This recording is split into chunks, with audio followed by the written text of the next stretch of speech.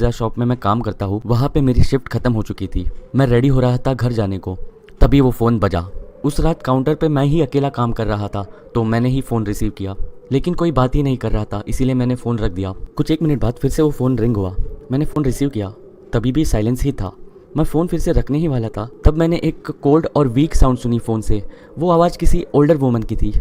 उसने कहा उसे रेगुलर चिकन पिज़्ज़ा चाहिए। मैं फ़ोन पे तो शांत रहा, लेकिन अंदर से तो मैं उस बूढ़ी औरत को गालियाँ दे रहा था। मैं अपनी शिफ्ट खत्म करके घर जाने ही वाला था, तभी उसका फ़ोन आया था। मैंने अपने बॉस को कहा कि कोई तो पिज़्ज़ा डिलीवरी ऑर्डर कर रहा है। मेरे बॉस ने कहा मुझे वो पिज़्ज़ा डिलीवर करना होगा। पहले तो मैं बहुत अपसेट हुआ, लेकिन मैंने सोचा कि मुझे इसका टिप भी मिलेगा, और बूढ़े लोग बहुत ही ज़्यादा अच्छी टिप देते हैं। मैंने एड्रेस नोट डाउन किया और मैंने उसे कहा कि मैं वहाँ पे जल्दी आ जाऊँगा, लेकिन उसने पहले से ही फ़ोन कट कर दिया था।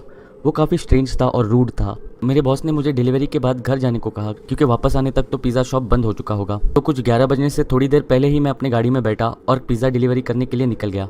दिए हुए घर का एड्रेस काफ़ी शांत जगह पे था। GPS की मदद से मैं एड्रेस लोकेशन पे पहुंचा। वो काफ़ी शांत और 1 फ्लोर का घर था। मैंने पिज़्ज़ा उठाया और घर की तरफ चल पड़ा। वो घर की सभी लाइटें बंद थी। मैंने बेल रिंग की, इसी होप में कि दिया हुआ एड्रेस गलत ना हो, लेकिन रिंग को किसी ने आंसर नहीं किया। मैंने फिर से डोर बेल रिंग की, लेकिन अभी भी किसी ने आंसर नहीं दिया था।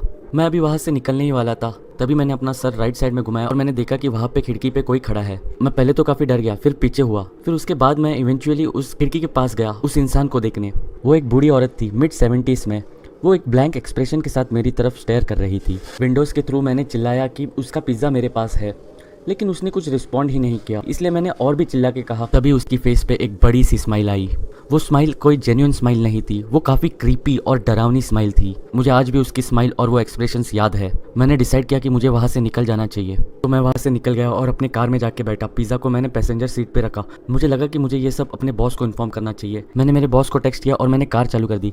बस एक बार मैंने राइट साइड में अपनी नज़र डाली। मैंने देखा कि वो औरत पैसेंजर सीट के विंडो में मुझे अभी भी देख रही है, वही सेम स्माइल और एक्सप्रेशन के साथ मुझे स्टेयर किए जा रही है। ये देखते ही मैंने वहाँ से अपनी कार बड़ी तेज़ी से भगाई और मैंने पीछे मुड़ के भी नहीं देखा।